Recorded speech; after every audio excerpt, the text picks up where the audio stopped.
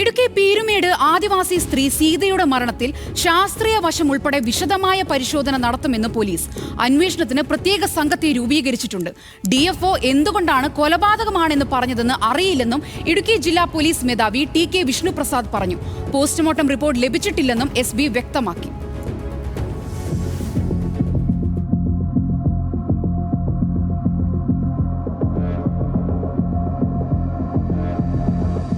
സീതയുടെ മരണത്തിൽ പ്രാഥമിക പോസ്റ്റ്മോർട്ടം റിപ്പോർട്ട് ലഭിച്ചിട്ടില്ലെന്ന് ജില്ലാ പോലീസ് മേധാവി വ്യക്തമാക്കി. SPയുടെ മേൽനോട്ടത്തിൽ പ്രത്യേക അന്വേഷണ സംഘമാണ് കേസ് അന്വേഷിക്കുന്നത്.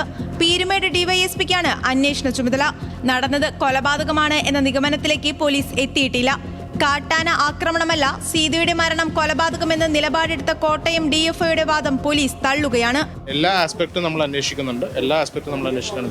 റിപ്പോർട്ടായിട്ട് വന്നിട്ടില്ല. നമ്മൾ സംഭവ സ്ഥലം സന്ദർശിച്ചിട്ട് കൂടുതൽ കാര്യങ്ങൾ തെളിവെടുപ്പ് നടത്തിയിട്ടുണ്ട്. സീതയുടെ പോസ്റ്റ്മോർട്ടം നടത്തിയ സർജൻ അവധിയിലാണെന്നും പോലീസ് വിശദീകരിക്കുന്നു.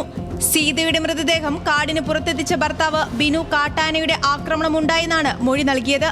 സംഭവ സ്ഥലത്തുണ്ടായിരുന്ന മക്കളും സമാന മൊഴിയാണ് പോലീസിന് നൽകിയത്.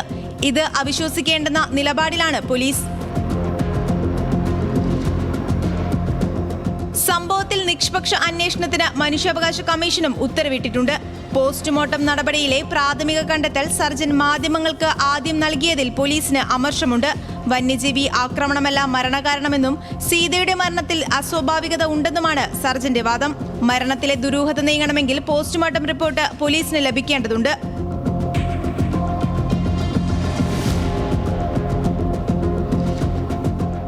ന്യൂസ് മലയാളം, ഇടുക്കി.